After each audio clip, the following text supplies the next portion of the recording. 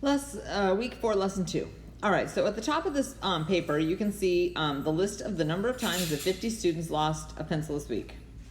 Okay, so it's 50 different students and how many times they lost their pencil.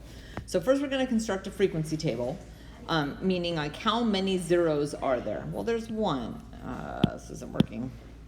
There's one, and then how many lost at one time? There's one. And I'm going to pause and fill this in, and you can fill it in likewise. So then over here, when it says to complete the table, what this is, and you can kind of see that it's started out already, it's a running total, right? So if I start here, this one is this one. This 2 is actually this one plus this one. This 4 is actually 1 plus 1 plus 2, right? So again, it's a cumulative total. So as you continue to add, then your chart will fill in like this.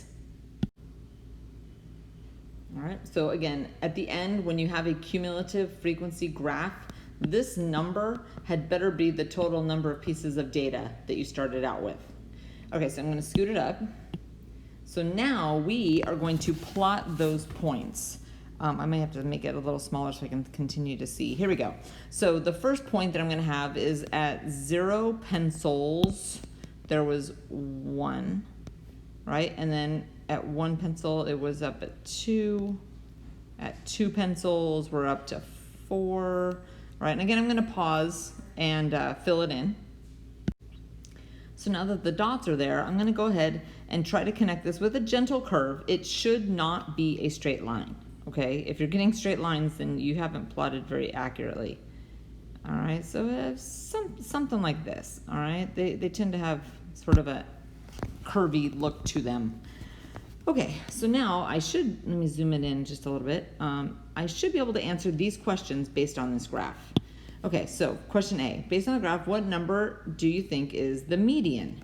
Okay, so if there are 50 people that we asked, then the 25th data point, which is here, and let me change colors, right here, and if I go over here, and again, trying to draw straight lines, I don't have a ruler, it's really hard to do that on there, but it's about 5.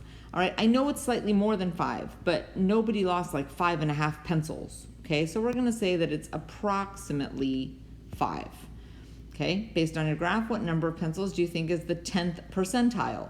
So if I divided all 50 into, into the 10%, that equals 5. So here's 5. And if I draw my line over and draw down, again, it's a little bit more than 2, but again, nobody lost about 2.5 pencils, right? It's definitely closer to 2 than it is to 3, so I'm going to say that this answer is approximately 2. Okay, 70th percentile, so if I take the 50 and I multiply by 70th percentile, I get 35, so let me read this. Here's 35. That's pretty darn close to 7. All right, so I'm going to say it's approximately 7 pencils. All right, and then when it says draw a box and whisker plot, keep in mind that that's asking for 5 data points. Okay, and hopefully you've already done the lesson on box and whiskers. The 5 data points are the minimum, which is here. Right, that's my minimum point, and my maximum, which is here. The median that we already said was here at 5, and then I need the lower quartile and the upper quartile. Okay, lower quartile you get by taking your median, right? This is the middle. I need to divide this upper half into 2 parts and this lower half into 2 parts.